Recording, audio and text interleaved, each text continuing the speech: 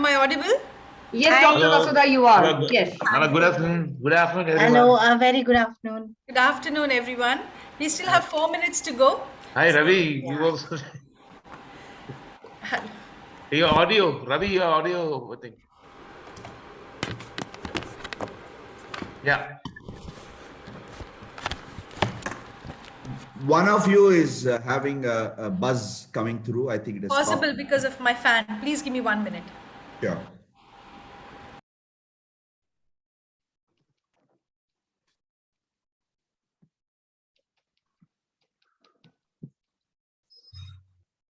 So I think Vasudha has gone away. Dr. Vasudha Prakash has gone away with the fan. We hope she comes back with the fan.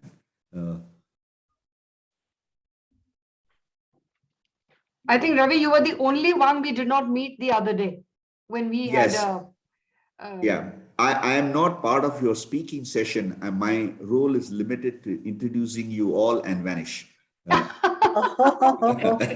Okay. No, we'd love to have you stay over. That's not Okay. problematic. So let me just. Better now, it's gone. No, Vasudha, it's come back. But then it's not me, maybe. Not here. Check Okay. if I mute.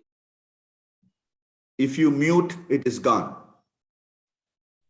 If you mute, the buzz is gone. So right now there is no buzz. It's on again. It's on again.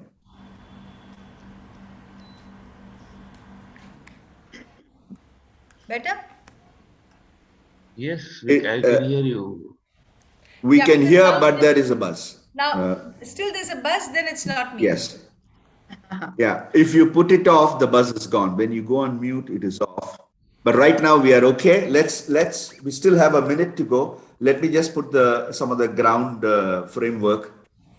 Your session is still 3:20 p.m. 3:20 p.m. I would come in, I would introduce you quickly and leave for you all to expand on your profiles and background and carry on with the session. And I will come back about 10 minutes before the session ends.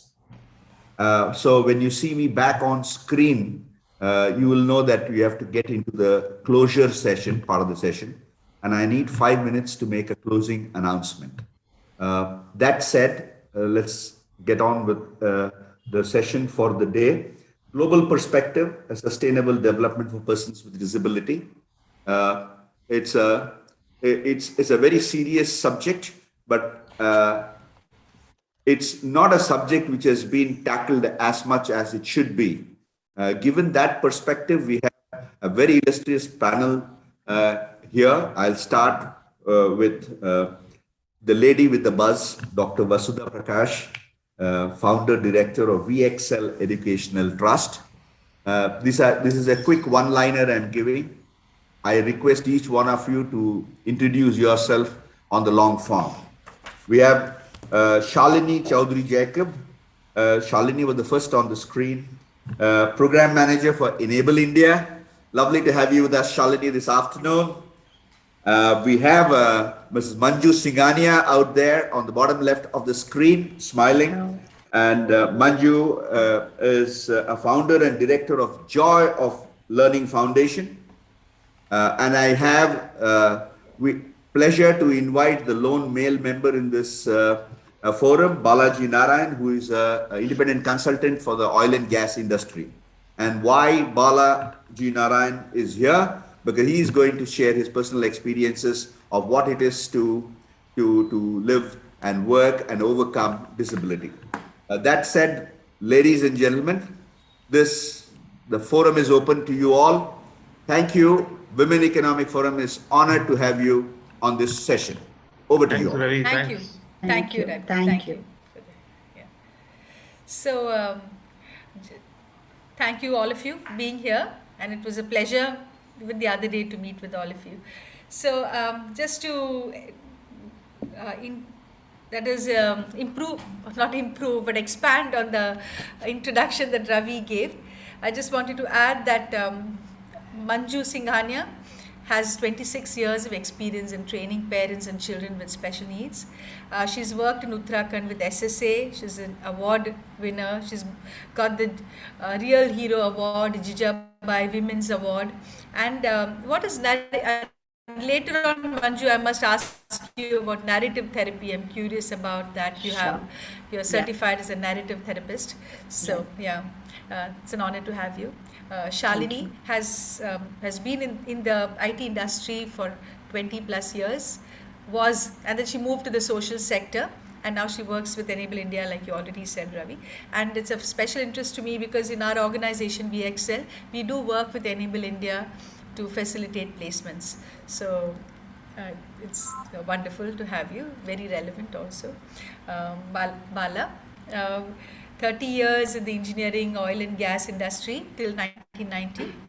And you continue to be a soldier in whatever you do. And we want to hear from you as to the shift in your accident.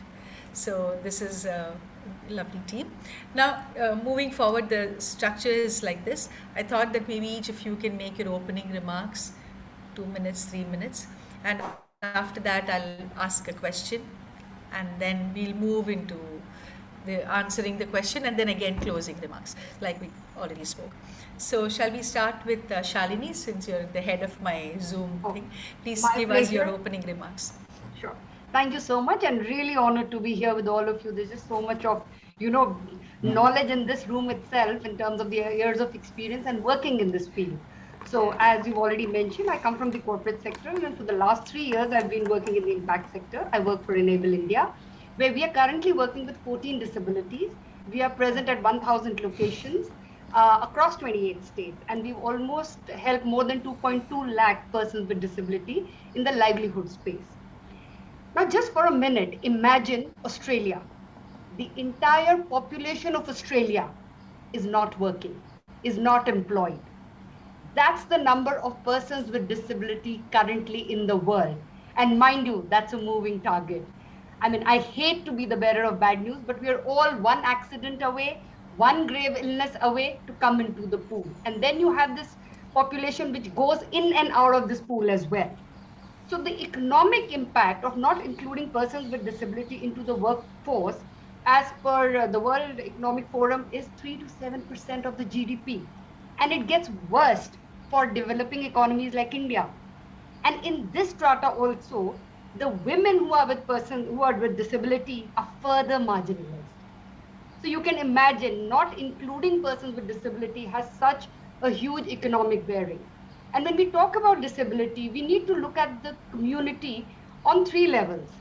As an individual, of course, but as somebody who's also the earning member of the community, a tax-paying citizen. And if you look at the track record, persons with disability who are earning end up being the primary bread earner of the family. And third, let's not ignore the person who has the money is also the consumer. So looking at a person with disability as a consumer as well. Now in this room, and sorry guys, here are my specs. All of us wear spectacles, or most of us wear spectacles. If we were born in the 13th century, we would be considered disabled. What is a pair of spectacles? It's an assistive device. It is helping us to see. What we are talking about is let's normalize disability. And you integrate it in the community as a whole, and as we move forward, and then look at it from an economic perspective.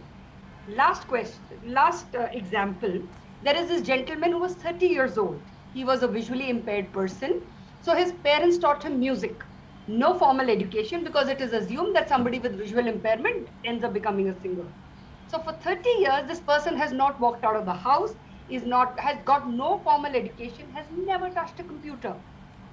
His journey from 30 to 40 years, he learns mobility, he learns computers, he learns English language, he becomes a trainer with Enable India. For 10 years, he travels extensively. At the age of 40, he joins a government bank. So just imagine the right time of the right opportunity, the right kind of support, assistive technologies, assistive solutions, and bang, you have somebody who's an active contributing citizen of the nation. So I rest my case. It is imperative that we include persons with disability into the workforce. Thank you. Over to you, Dr. Vasudha. Thank you, Shalini. Thank you. Thank you. So let's move to Manju. Please give your opening remarks. Yeah, thank you so much, Vasudha. Hello, everyone, and a very, very good afternoon to all of you from cold Dehradun. Shalini, those were some really good points made. I, being in the field of education and for the past 26 years, as Vasudha has already mentioned, and I've been doing a lot of, like right now, I'm the owner and founder of intervention center and remedial center for children with difficulties, developmental difficulties. So, having my experience mostly in the early development, in the early childhood development area. So, I'm going to be talking a little bit from the perspective of the early development and how that has an impact on the later life of children. We are talking about sustainability. We're talking about how they can contribute to the economic development. So we all know that if the foundation is not strong, we cannot build a big building on it. So that is the formation years. So the real question comes to, what are we doing in those years? What are we doing in those foundation years, and how well are we preparing them for adulthood? So when we talk about the formative years, basically we see the four basic pillars which how an individual develops his personality. First is the home, where the family, it comprises of the family and parents. Then is the education, how the education is taking place, whether the child is in the school or the center that he goes to.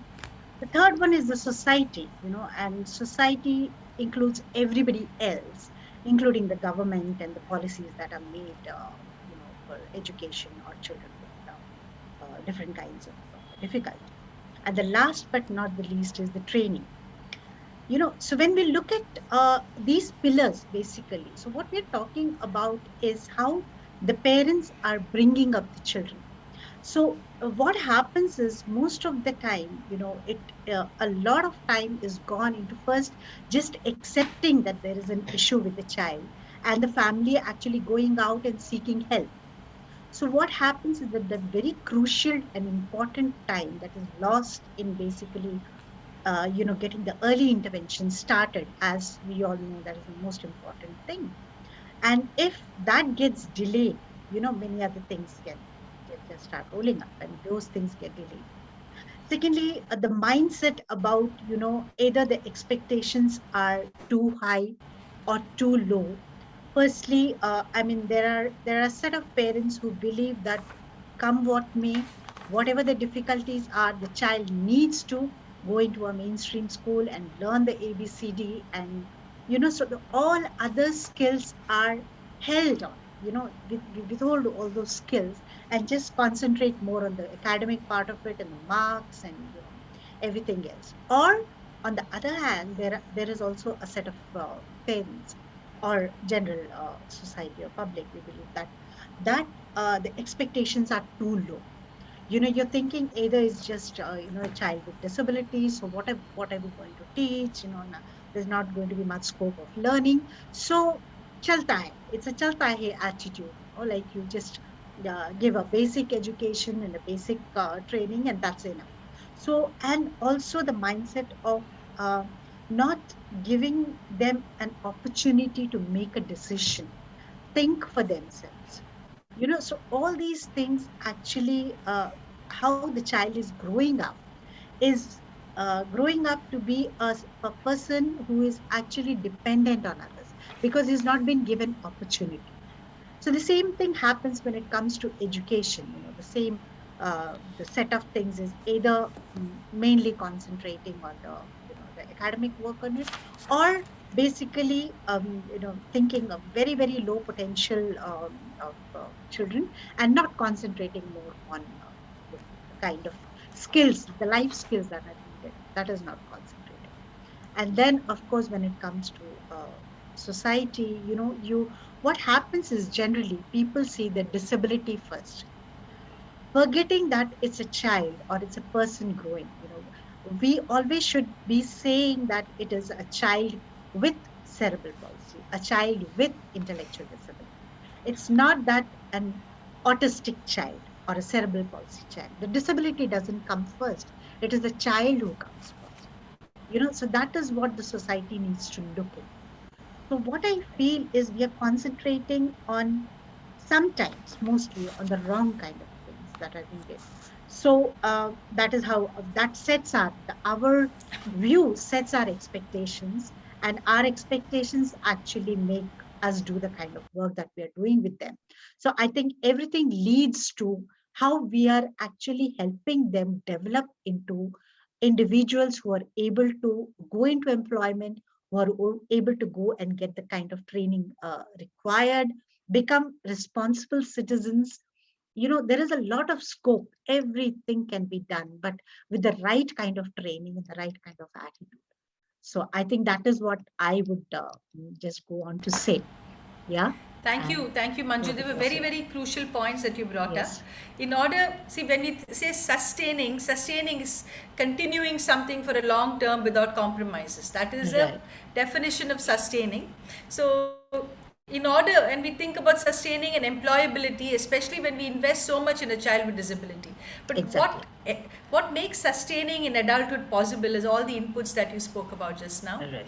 That Right. yeah, what the parents' acceptance and all those factors, and how the community, the professionals, and the parents, the triad work together, Exactly. and being realistic. So you brought out all the inputs needed for sustainable employment. Thank you so much, Manju. Moving to Bala, looking forward to hearing your opening comments. 2-3 minutes. Thank you. Yeah. Hello, good afternoon, everyone. Nice meeting you all again. First of all, I would want to thank Lakshmi Shankar and Sandhya Rao, who invited me and wanted me to be a part of this event. I would like to thank them first. And then, yes, okay, now I would speak about my personal experiences of me being disabled at the very latest stage of the age of 27 when I met an accident. And then things, I mean, I would want to narrate how things were before my accident and post my accident. I mean, and the perceptions people have of this. This is how I would like to take it. See, at the age of 27, I met a road traffic accident which paralyzed my right hand, which was my working hand, and I needed to continue on with my other hand. But I was somehow very lucky that there were two instances that happened in my life which helped me cope. I think I had mentioned this to you all, but again, I would like to mention this once again. One was a chance meeting with one stranger at a very early age of when I was 22, wherein he drove into my head like, what's the only thing you should never have is fear. This somehow got very, very deeply embedded into my system. And this primarily, I feel, is one area which helped me in coping up with my handicap. The other area was my responsibility, which I was holding as a branch head when my accident took place, where I was an authorized signatory for the company. Post my accident, I needed to carry on my financial transaction. So I had to use my left hand, and maybe within an hour or so, I could practice it so well that I could exactly, do my signature. This gave me the confidence that I can do it with my left hand. See, these two instances maybe it may sound a bit ordinary to most people, but to me, it made a very huge impact. So that from there onward, there was no looking back. So this disability was never a disability to me, and I never considered myself handicapped.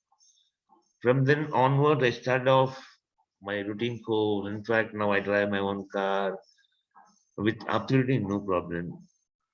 But then what happened was, at my workplace, yes, I could feel there was my career, which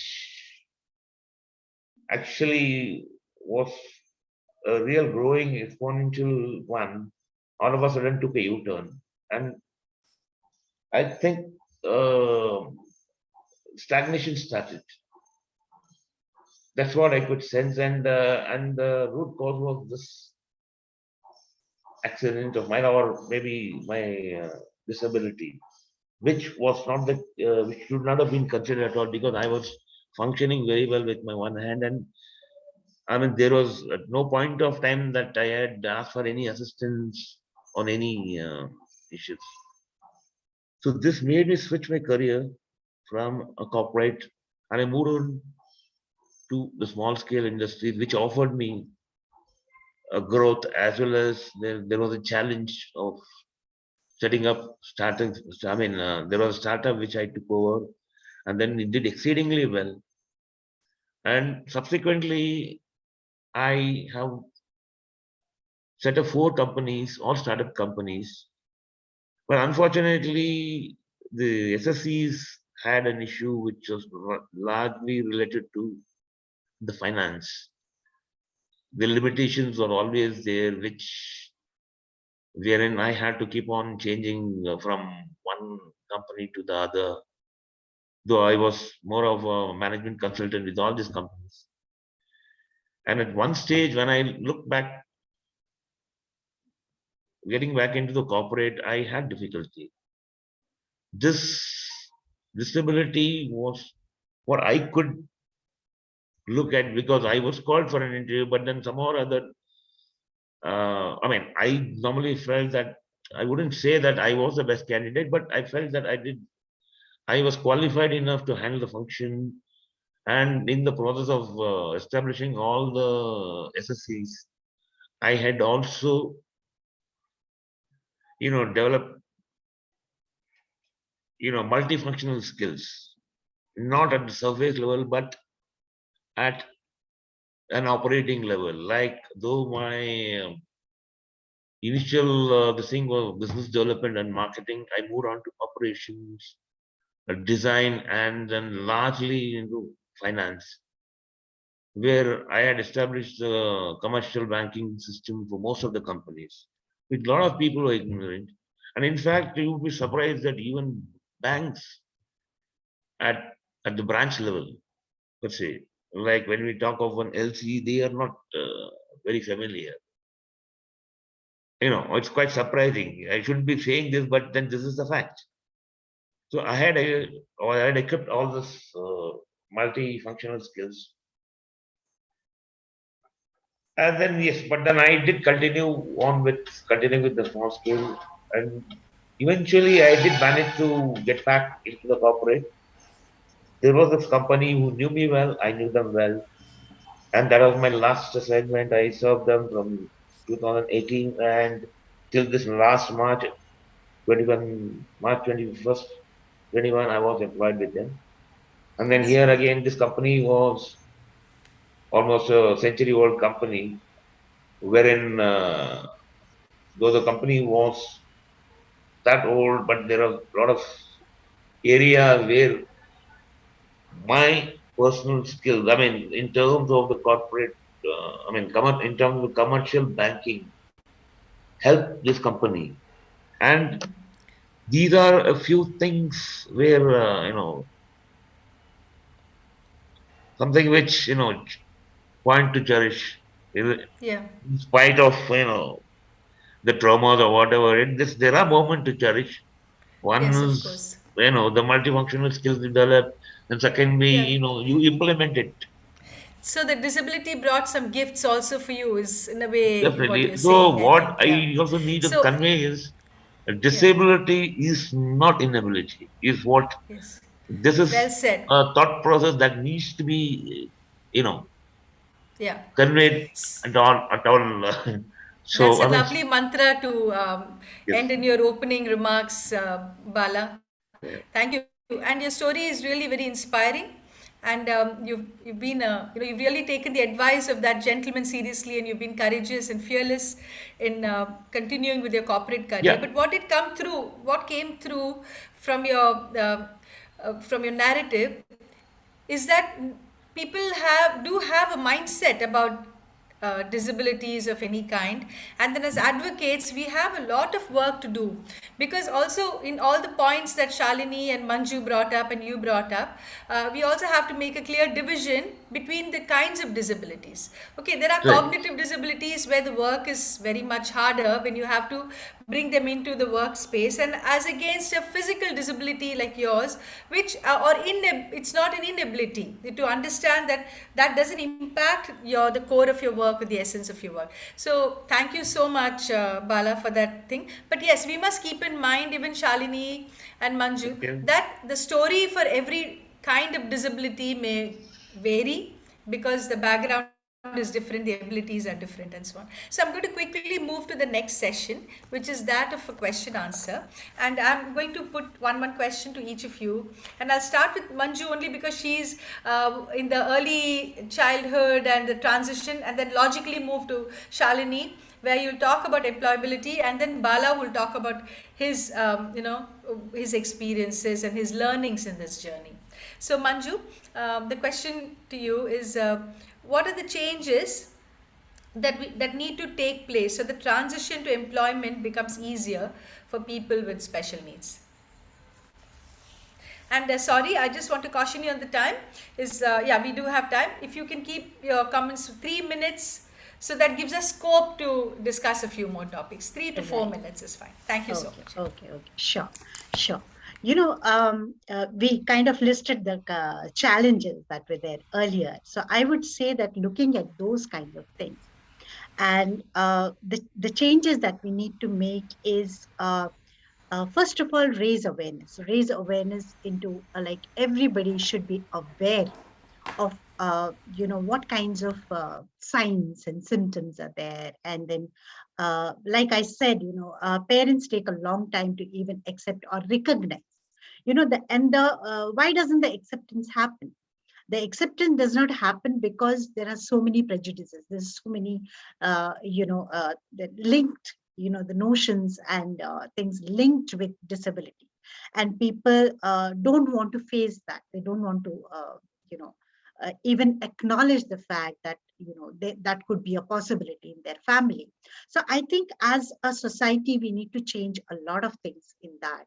So awareness is one thing, of course, spreading a lot of awareness in, and also when we see that there are potential, there is an opportunity to develop as an independent and as an employable individual. So if that is there, and many people in the society are aware of that, so they may not actually, shy away from even recognizing or seeking help for that matter. So that having said that, basically, so one is raising the awareness, and the second thing I would feel that the parents, as we talk about, they get on to more looking at building up an independent individual, basically giving the necessity, taking in the strengths of the person with difficulties, and giving them the necessary training in decision making, giving them opportunities for thinking for themselves. So I think that is a big thing. When it comes to education, again, basing the education on the foundational skills, what is required, recognizing the strength again, and focusing more on, if you're thinking of a vocational training for a child, so focusing more on what kind of things that the child can learn, and then maybe right from the childhood we can focus on those strengths and build up on them, so that by the time that they actually go into employment, they are more confident, more trained, more aware of their own skills, and are able to carry on their life in a different way. And I think a lot of training is needed on various levels. I mean, we're talking about teacher training. We're talking about people actually understanding the fact that we need to develop the correct kind of communication skills. What happens is you are not focusing on communication, but you're focusing on learning the skills. Okay, once that happens, either it's your vocational skills or the employability training that we are giving to the children. So apart from that, they need to focus on communications. skills. That is something I find, being an early communication interventionist myself. So I know that if the opportunity for communication is not there, I think that is a big, big disadvantage for any individual. So that is something that I would feel, training about time management, self-help skills, self-care. You go into an employment and you need to look at everything else. It's not just being employed in a particular place or knowing the skills, but you should be on time. You should know how to be well groomed and you should presentable over there. You should be able to communicate to people. You should have the necessary social skills. So I think all these things form a very, very big and important factor of how we go about training individuals into becoming very independent and confident individuals. So that is something that I would really try to focus on. Great. Thank you. If I may just piggyback on your comments just a little bit. At VXL, we have, and of course, Enable India has guided us. We have the point is to leave nothing to chance. I think what you're saying is also the same thing. Exactly. Look into every small detail and be dogged and systematic about it. So we have we start at least 2 years in identifying those students who can be actually placed, especially people with autism, and we also take into account the children who are really interested in what kind of jobs they want to do. All this we keep, and only if they're interested will even engage with it. So we start with identifying, and then we have like a 1.5 year program of counseling, parent buy-in, because many parents are very fearful about how they'll be received in the outside world, and they also are fearful about how they'll adjust and all of that. So we work with the parents on counseling, and then we invite the employers to our organization so that they get a good idea about what happens here, what kind of challenges are presented by the students and so on. And then we take these students for a visit, and then this goes on, getting familiarity, and then we send them systematically for half-day programs, thrice a week programs, all of that, and then place them and continue with the counseling and then the visits, and then we hold their hand after the employment for nearly 1 year, so that it sustains. So of course the emphasis on personality development is very high, communication is very high, and also, for example, one boy who was placed in an IT company, in the beginning he used to go to everybody and ask, what is your salary, what is your salary, what is your salary? And of course that's not a very appropriate question. So then we had to teach him that there are some, so we learn with every month, every interaction, and the counseling, and of course the romance does wear off. After a certain point, people feel good that, we are actually employing a person with special needs. That wears off after a point. So we have to make sure that romance ke baad bhi, there is sustained. The marriage goes on. Marriage goes on. So sorry to steal your thunder, but I just wanted to say that the systematic. No, of course. I think you nailed it when you talked about interest and focusing on what the child himself wants to do. And so that having is a very really programmatic important approach to it. Exactly. So, very, very important. Thank you, Manju. Thank you. So moving right along to Shalini. Shalini, you're going to wear 2 hats today, so you get double time. One of the participants who couldn't come, and she also works in employability. So I request you, Shalini, to also add comments in that topic. I will try my level best to represent it. Thank you. So your question is, how can we work towards an environment which can sustain and provide livelihood to persons with special needs? Please elaborate on that, and then also please add about the corporate point of view, since you have been in that sector. Thank you. Sure. So I think first I'd like to say that I'm not going to be touching too much upon intellectual disability because you are veterans here. I will just talk about disability, primarily hearing impairment, visual impairment, and PD. That's fine. Yeah, that's good. Now, I'll just answer the question first, that how can corporates get more people with disability? There is a societal construct which is called the valuable 500. These are the corporates who actually put the skin in the game, saying we will have inclusion, diversity, and PWD on our board agenda. Now, if you know how the corporates operate, something which cannot be measured will not be done. Typically, right? It's not my key performing index. So the moment disability is part of my agenda, the CEO is measurable on disability, it will work.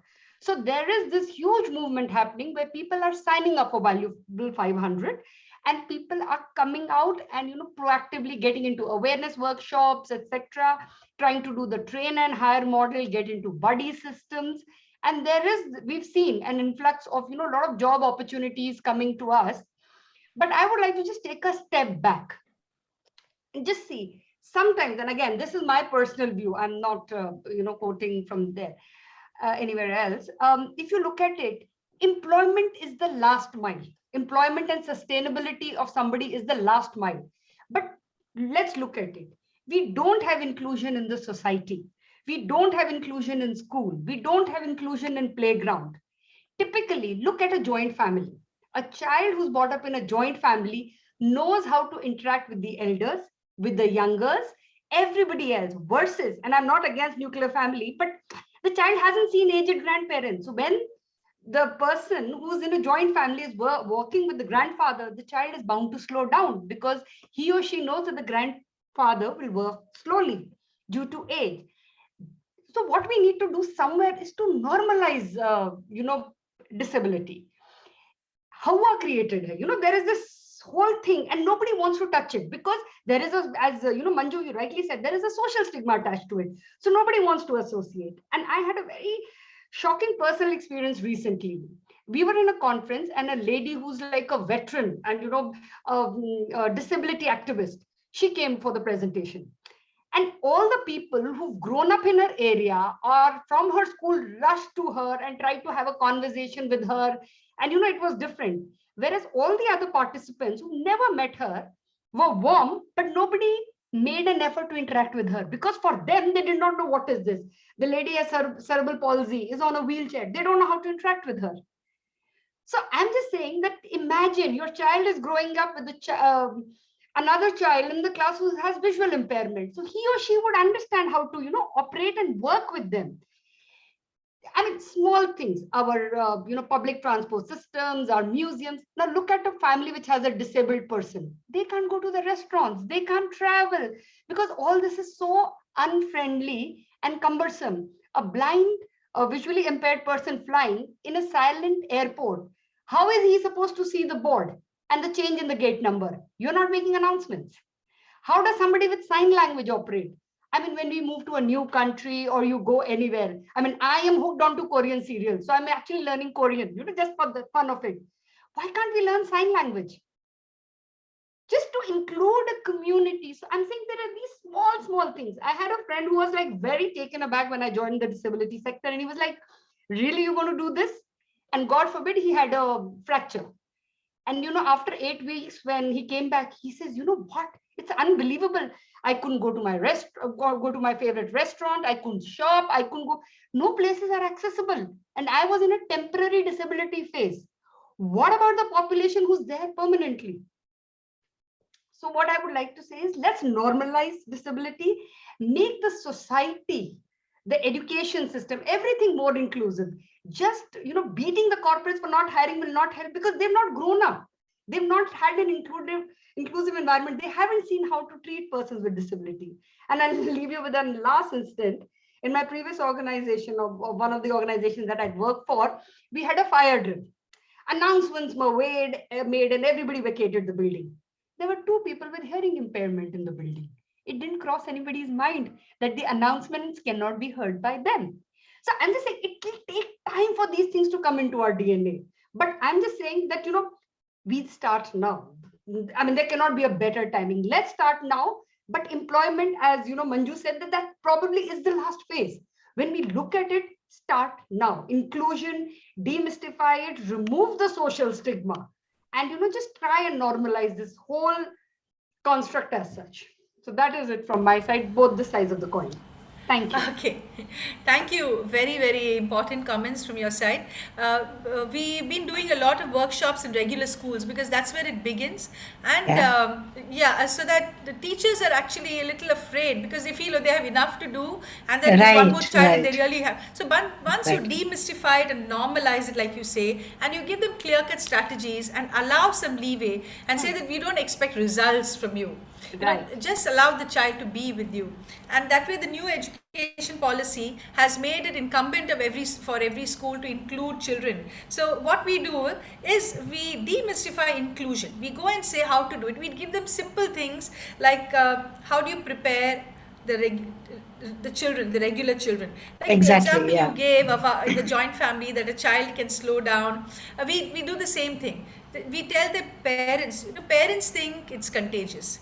So as Yeah. soon as you include children with special needs, they say, oh, will my child catch it, kind of a thing. So we also talk to the regular parents, we talk to the special parents to make sure that they don't over expect. And we layer by layer by layer. And then we do little games with the children. We give gifts, stupid things packed beautifully and very good things packed in brown newspapers, so that they know that you don't always go by the outside, by the appearance, Yeah. and so on. We actually have to work very methodically with schools to make this happen and to drive home the I fact. would, yeah. Can I just make a Yeah, point yeah, over of course, here? of course, of course, yes. Just like you had said, talking about parents who get really scared about having a child with disability Right, in their right. child's classroom. So when you point out about, like, as what Shalini said about having a joint family, that's what we tell the parents is, like, suppose you have a child, two children in a family, and one is with a disability, and the other one is not with a disability. So what does that family do? They're not going to, separate the two children, because they're going to be staying in the same house, and they learn Yes, at their own pace. So it is yes, not that if you have a child with special needs in your child's classroom, your child is going to catch it. So yes, that is what. exactly. But I may have to interrupt you, Manju. Sorry, Yeah, because yeah. because I'm just watching the time here, so I Right, want right. Yeah. Bala to get his turn. Yes, yes. Bala, you been exposed to government programs and initiatives to aid persons with special needs? Have you accessed anything, any input that you might want to give our audience? No, no, Yeah, I again, have, yes, just pointing I out have not, I have 3 minutes. accessed any, I mean, I've never looked at it. And in fact, I was trying at some point of time, I was trying to look at, setting my own industry. At that point of time, yes, I was trying to look at the possible loans that is available under this category, Mm. where, I mean, somehow I felt that the there is a lot of miscommunication that happened between the government and the financial institution, and there was, you know I had to go, running pillar to post and to get the whole thing right. But then something else came in and then just dropped it. So I have never looked at that as of, but now yes, I am re-looking at it, where I think there are certain schemes. Well, I think the maximum that is allowed is about 15 lakhs, in mistake not. Maybe you people must be more aware for setting up maybe industries. And I think I don't remember the scheme. It's one of those some yoginas of maybe I am now looking at that uh, to look at. I mean, to start up something of my own, because there are a lot of opportunities now. One is in India itself. We are looking at the Make in India program. That's one. Second is we looking at the United States. So the US China trade war, as you all know about it. So it is totally diminishing the trade between US and China is totally almost diminishing, and then India is being looked at the next partner. So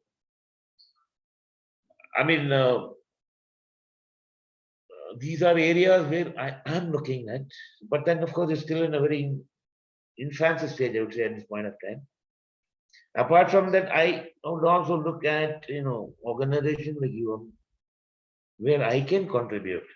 I mean, having gone through, one is being,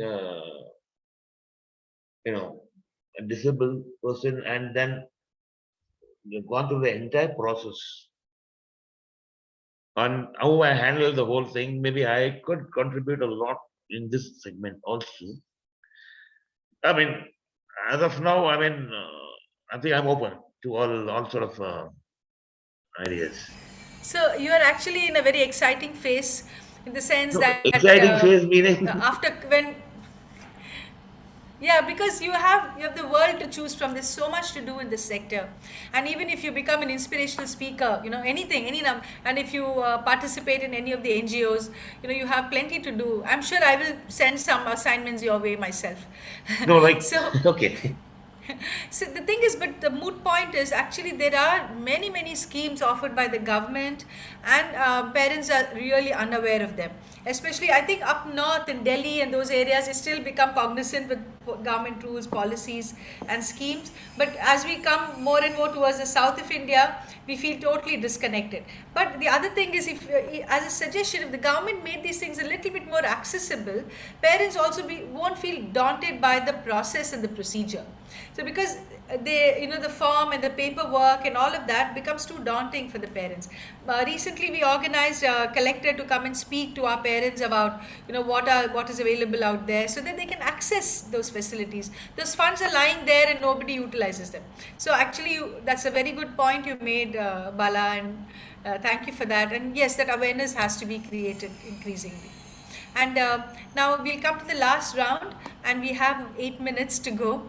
So sure. Just hang on to that thought for just 1 minute. I'm just going to say that after from this point onwards, we are open for any audience questions and any comments. But while we wait for that, we'll also go through the closing remarks, and we'll start with you, Bala, please. Yeah. No, shall I? Shall I? No, I think my question is to Manju basically, since you are connected with child handicap. So I said there are a lot of systems already in place. One is the government body, then you have the corporate do the funding, and then you an NGO would run the entire operations. But then, have you ever looked that there needs to be, a child, task force also, normal kids who need to interact with these children more often, precisely to get them out of that fear factor of the non-acceptance. I mean, what the society, really thinks, their rejection. They are always under constant fear that they're being rejected. So I think it's only a child who could address another child. And then for this, if we start looking at creating a children's task force, which is what I would call, to address these issues after they undergo certain training and with the do's and don'ts. And once they start interacting with these kind of children on a regular basis, I personally feel that the children's, the fear factor would naturally be, they would come to, they overcome the fear factor, after which you can enhance their abilities. Then the question of them going as a disabled doesn't arise. They go with an ability, maybe sometime later in the future. Do you think any such kind of a thing has ever been thought about? See, I'm when talking we from talk, the child. So, if I understand your question correctly, Bala, you are asking Manju, are there any programs that students can inspire students in an inclusive way? So, Manju, can you Yes, please answer? involvement of children. I mean, like, Exactly. Yes. like they are one separate body, like the other organization. Like you have the government Got it. organization, like the policies. You Yeah. have the corporate who would do the financing, and then of course the NGOs run the Yeah. entire operation. Yeah. And then there's a separate body, like Yeah. you have it, who are also part of this establishment, Yeah. not on No, that's an a excellent on question, a very Bala. regular basis. Yeah. Yeah. So what I would I like to personally say feel is, only yeah. child can address overcome this factor. It can be done only by a child. No, actually, That's that's my an perspective. excellent thought process, Bala. And I request Manju to answer that, and please combine it with your closing Yeah, remarks. yeah. Thank you.